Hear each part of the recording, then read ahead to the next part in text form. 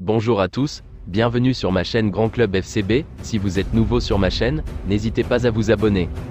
Le FC Barcelone a ramené une victoire importante de son déplacement sur la pelouse de la Real Sociedad, 1-0, mais aussi une première tension entre Xavi et Joao Félix. Une semaine après la déception du Classico, 1-2, le FC Barcelone a ramené un succès précieux de Saint-Sébastien. Face à une Sociedad très joueuse, les Blaugrana ont dû attendre le bout des arrêts de jeu pour voir Ronald Araujo trouver le chemin des filets. C'est donc avec un moral en hausse et des valises pleines de points que la bande à Xavi est revenue du Pays Basque. Mais comme tout n'est jamais parfait, elle a également ramené une grosse contrariété.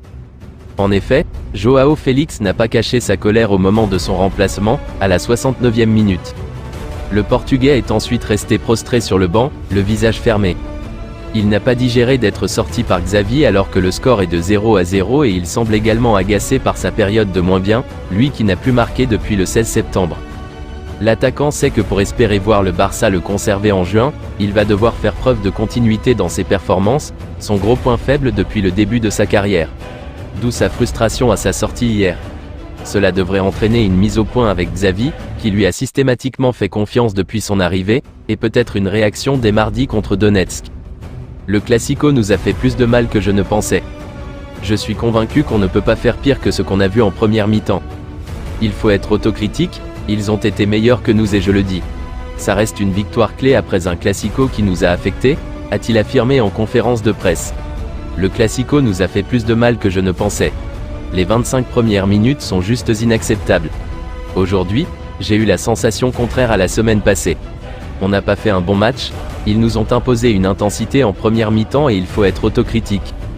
Après la rencontre, l'entraîneur barcelonais Xavi Hernandez s'est montré très élogieux envers le milieu offensif japonais Taiki Kubo en conférence de presse d'après-match.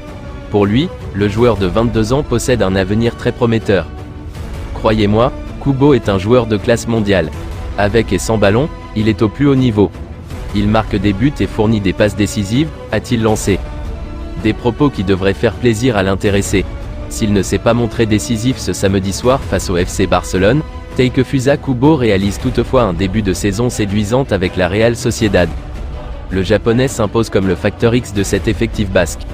Depuis le début de l'exercice, il a trouvé le chemin des filets à 5 reprises et délivré 2 passes décisives en Liga.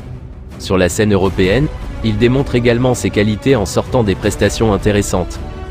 Ronald Araujo est devenu l'un des joueurs les plus importants du FC Barcelone au cours des 2 dernières années, et ses efforts contre la Real Sociedad dimanche en sont la parfaite illustration.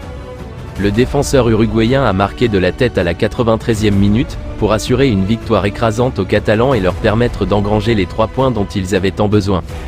Araujo est devenu un défenseur central de premier ordre et il est sans aucun doute l'un des joueurs les plus populaires auprès de ses coéquipiers et des supporters. Son amour pour le FC Barcelone est évident, et il l'est d'autant plus qu'il a refusé de rejoindre la Première Ligue en 2022 pour rester en Catalogne.